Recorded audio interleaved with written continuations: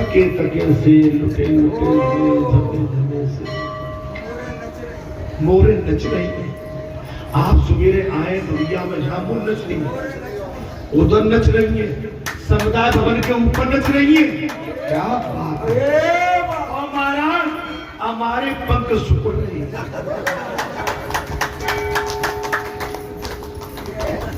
बड़ी भाव रही है महाराज। अब हमने तो अपने पुरखों को भी देखा है महाराज, बिल्कुल संत अपने पुरखा हमने देखे, हमारे पुरखा, आपके पुरखा, सबके पुरखा, उनके चेहरे पर मलिनता नहीं रहती थी, उनके चेहरे पर तेज और प्रसन्नता और आनंद की लहर रहती थी।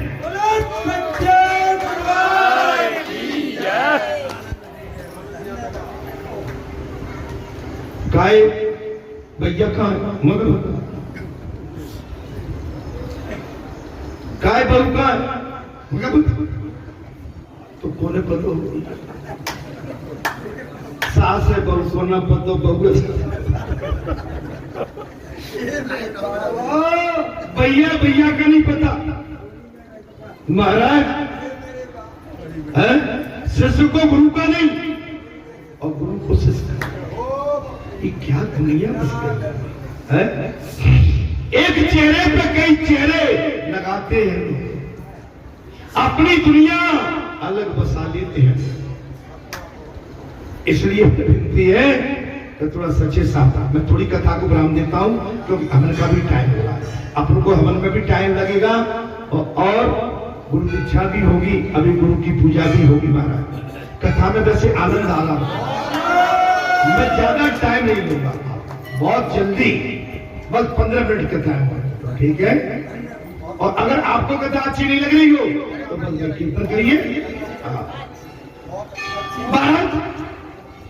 भगवान से कहिए कि मैं अपना तीसरा चरण आपके मस्तक पर रख दूं। विंध्याचली ने अपने पति से कह दिया, बोले स्वामी आप भगवान से कहिए तीसरा पग मेरे मस्तक पर, ये आपका ही है। मस्तक बुद्धिमान, मस्तक बुद्धि का प्रधान है। मस्तक क्या है? बुद्धि का मस्तक बुद्धि का प्रधान है। इसमें काम का वास है, इसमें क्या है? काम का वास है। मस्तक पर भगवान का चरण आने पर उस बुद्धि का काम, उस बुद्धि के काम का नाश होगा। आप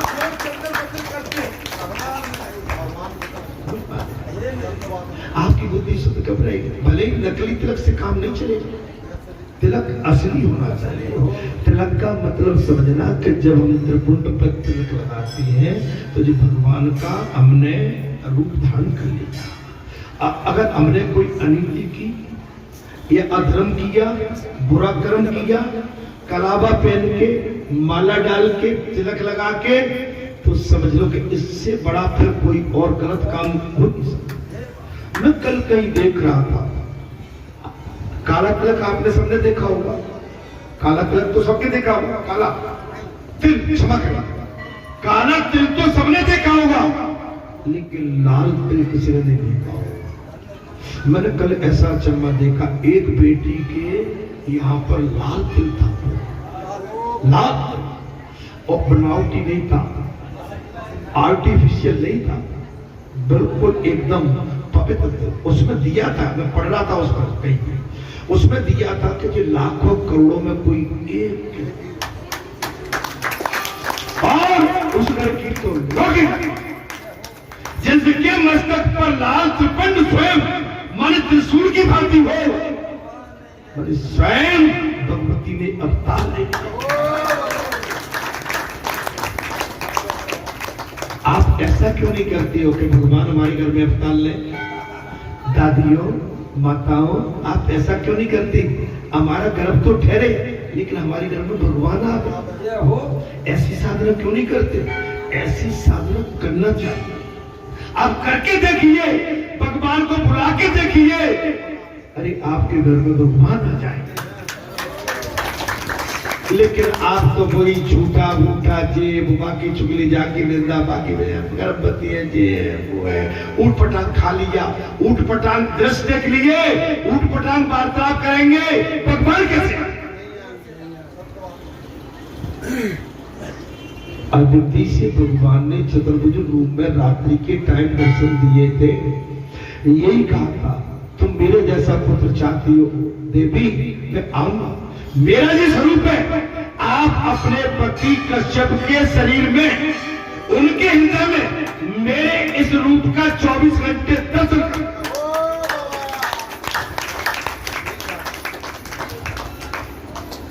मेरे इस स्वरूप के दर्शन करो हे संतों महात्माओं आज गुरु पूर्णिमा का महापर्व है और गुरु आपको देता है लेता है और जो सच्चा गुरु होता है ना बैरागी त्यागी जो लालची न हो लोभी न हो क्रोधी कलेशी न हो जो आपको सदा रुलाता ही रहता हूं मैं तो हंसाए नहीं रहा हूं अरे यहाँ तो हंस जाओ अरे हंस जाओ मैं कुछ भी नहीं लूंगा पर हंस जाओ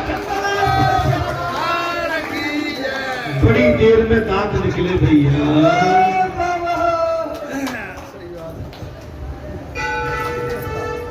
महाराज आसी भी बड़ी मुश्किल होगी अरे भैया गिरदारी हिस्सा अरे दांत नाने तो तेरे होंठ तो दिसेंगे हमारा गिरदारी तो चीचंगा तो ठंडी में बाय तो जा भोला बम मिली भाई बम गिरदारी भैया है जा बम मिली होता है कोई बात नहीं गिरधारी भैया आते जाते रहना गिरधारी भैया आते जाते बने रहना अरे भूल मत जाना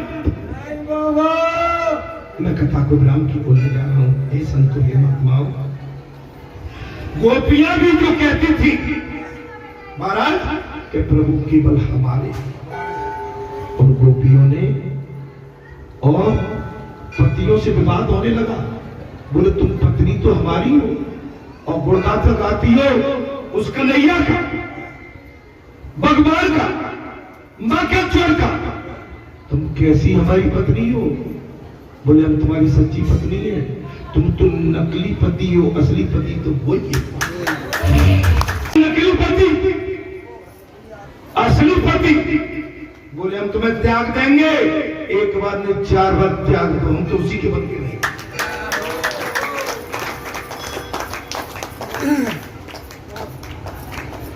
गोपिकाओं के पति बोले हमारी हो और गाथा गाती हो उसकी मां का छोड़ के तुम पति की पत्नी किसकी हो बोले हम उसी की पत्नी है बुरा लग गया गोप को बोले तुम्हें अब छोड़ देंगे 1 में नहीं 3 में छोड़ दो हम उसी गाथा गाएंगे गोपियां गोप गीता में किसन आ गया गोपियां गोप गीता में भगवान से कामना करती कि उसके मस्तक पर उनका कर कमल फिरे और गोपी कौन है हमारे मस्तक पर भगवान का हाथ जिससे हमारी बुद्धि शुद्ध बनी रहेगी और भगवान के चरणों में अनुराग बना रहेगी महाराज गोपी इंद्रियां भक्ति रसी अर्थात प्रत्येक इंद्री से जो भगवान रस का पान करे वही गोपी आपकी 10 इंद्रियां भगवान की गाथा गाए वही गोपी बलि राजा ने भगवान से कहा पदम तृतीय गुरु शीशम मैं निजम मेरे मस्तक पर ही आप अपना तीसरा क्षण रख दीजिए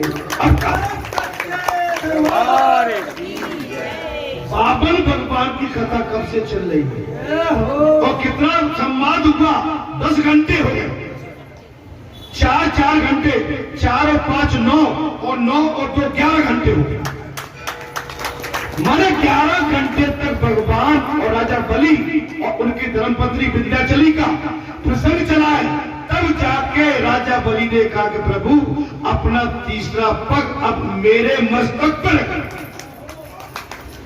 मस्तक में बुद्धि होती है और बुद्धि में सूक्ष्म रूप से काम वासना होता है। आपको नष्ट काम को नष्ट करने हेतु ही अपने मस्तक पर भगवान के चरण रखवा लो महाराज। और प्रार्थना बलि ने की और ऐसा होने पर सकाम बुद्धि नष्ट हो। मैं इसी के साथ यहाँ अब कथा को विराम दूंगा क्योंकि हवन का टाइम हो रहा है और गुरु पूजा भी होना है।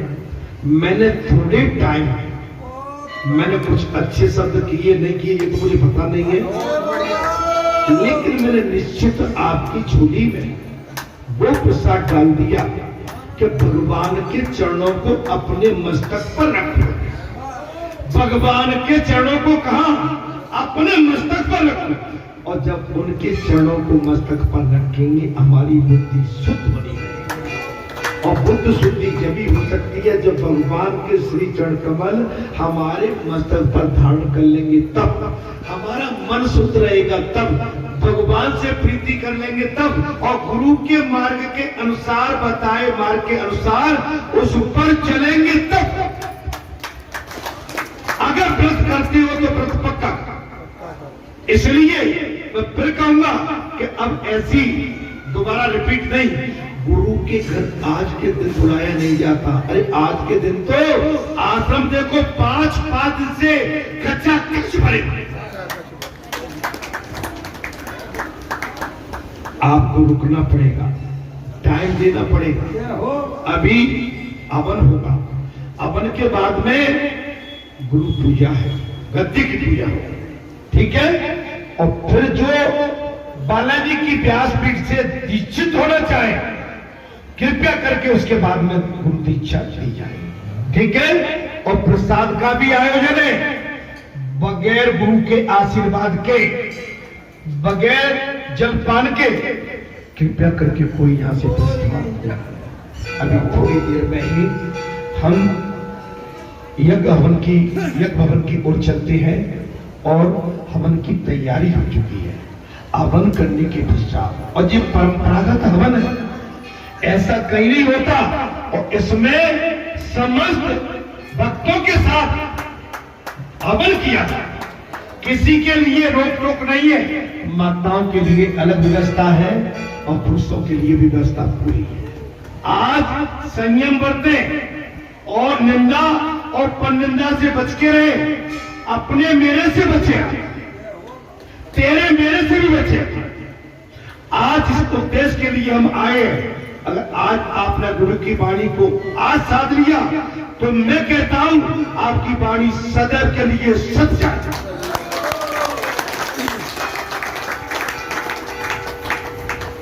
भगवान की कथा आपके सम्मुख हमने जो रखी शायद आपको अच्छी लगी। इसी वाणी के साथ मैं अपने शब्दों को विराम देता हुआ बस आपसे अनुमति लेता हूं और अपन हवन यज्ञ की ओर चलते हैं। जय श्री राम, जय हनुमान, जय जय जय हनुमान गोसाई, कृपा करो गुरुदेव के नाम। बोल सद्गुरु भगवान की जय, सम्राट स्वामी महाराज की जय, महाराज सरकार की जय, मैया की जय, वैष्णव धाम की जय, आदि धाम की जय, संत महात्माओं की जय, हर हर महादेव।